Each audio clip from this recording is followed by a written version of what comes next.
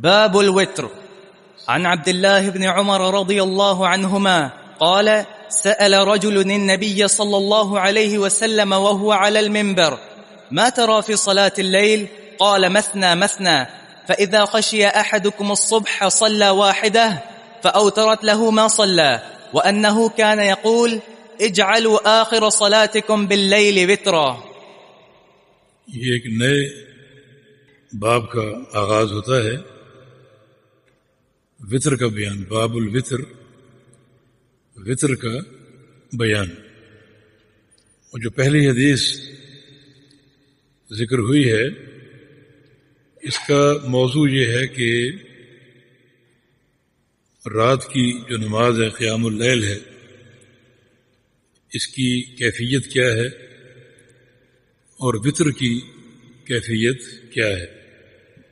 اس حدیث کے راوی عبداللہ بن عمر رضی اللہ عنہما ہیں. فرماتے ہیں کہ سأل رجل النبی صلی اللہ علیہ وسلم وهو علی المنبر، ایک شخص نے نبی علیہ السلام سے سوال کیا. اس وقت نبی علیہ السلام ممبر پر تھے. ما تری فی صلاۃ اللیل، کہ رات کی نماز کے بارے میں آپ کیا فرماتے ہیں، رات کی نماز کے بارے میں آپ کیا فرماتے ہیں. قال، تو آپ صلی اللہ علیہ وسلم نے ارشاد فرمایا: مثنى مثنى، کہ رات کی نماز دو دو رکعت، مثنى مثنى، دو دو رکعت. فإذا خشي أحدكم الصبح صلى واحدة، اور جب کوئی تم میں سے ڈرے صبح کے طلوع ہونے سے، کہ صبح طلوع ہونے والی ہے، تو صلی واحدۃ، پھر ایک رکعت نماز پڑھ لے. فاوترت، وہ طاق کر دے گا ایک رکعت، لہو، اس بندے کے لیے، ما صلی، جو اب تک پڑھ چکا ہے. اس حدیث کا معنی یہ ہے کہ رات کی نماز قیام اللیل دو دو رکعت، اور چونکہ رسول اللہ صلی اللہ علیہ وسلم کی سنت 11 رکعت تھی تو پھر 11 رکعت مکمل کرنی چاہیے تاکہ نبی علیہ السلام کی سنت پر عمل ہو جائے.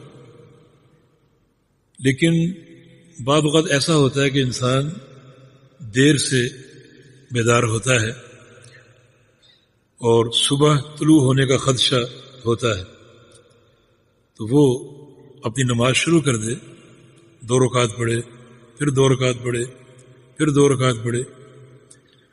اب اس کو محسوس ہوا کہ صبح طلوع ہونے والی، تو پھر ایک وطر پڑھ لے تاکہ جو نماز اب تک پڑھ چکا ہے وہ طاق ہو جائے، کیونکہ رات کی نماز یہ طاق ہے، وطر ہے. تو یہاں 2 مسئلے کی صورتیں ہیں.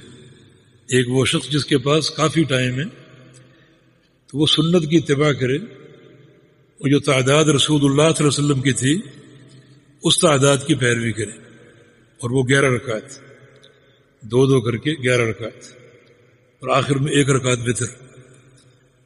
اور جو شخص دیر سے بیدار ہوا، اس نے نماز شروع کر دی، 2 رکعت پڑھی، پھر 2 رکعت پڑھی، اسی دوران اسے صبح کے طلوع ہونے کا جو ہے وہ اندیشہ ہو رہا ہے، تو پھر وہ 1 رکعت پڑھ لے تاکہ اس کا وطر وقت پہ ادا ہو جائے، کیونکہ صبح طلوع ہونے کے بعد وطر نہیں پڑھ سکتے. وطر رات کی نماز ہے، اور فجر کے طلوع کے بعد وطر نہیں پڑھ سکتے، تو فجر کے طلوع ہونے سے پہلے وطر پڑھ لے تاکہ یہ نماز اس کی وقت پر ادا ہو جائے. وہ تعداد وہ پوری نہیں کر پائے گا، مثلا 4 رکعت پڑھی اور فجر طلوع ہونے والی ہو گئی تو ایک وطر پڑھ لے. اس نے جب وطر شروع کر دیا تو اس دوران اگرچہ فجر طلوع ہو جائے اس کا کوئی نقصان نہیں، لیکن وطر کی ادا جو ہے وہ فجر طلوع ہونے سے پہلے ہو جانی چاہیے. تو اس حدیث میں یہی 2 چیزیں بتانا مقصود ہیں. اور آگے فرمایا کہ وَأَنَّهُ كَانَ يَقُولُ، رسول اللہ صلی اللہ علیہ وسلم فرمایا کرتے تھے اجعلوا آخر صلاتکم باللیل وطرا، کہ اپنی رات کی آخری نماز وطر بناؤ، رات کی جو آخری نماز ہے وطر بناؤ، یعنی وطر آخری نماز ہونی چاہیے. آپ جو نوافل پڑھنا چاہیں پڑھ لیں. وطر جو ہے وہ آپ کی آخری نماز ہونی چاہیے. وطر کے بعد کوئی نفل وغیرہ نہ ہو.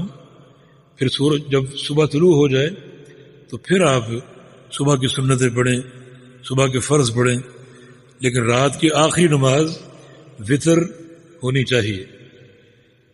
اور رسول کریم صلی اللہ علیہ وسلم کی سنت کی اتباع کرتے ہوئے جو ہے وہ اس کا اہتمام کرے، تعداد پوری کرے. تعداد اگر پوری ہونے کا یعنی یقین نہیں ہے اور صبح کے طلوع ہونے کا اندیشہ ہے تو پھر وہ وطر ادا کر لے رات ہی میں، تاکہ صبح طلوع نہ ہو جائے اور وطر کا وقت گزر نہ جائے. جی.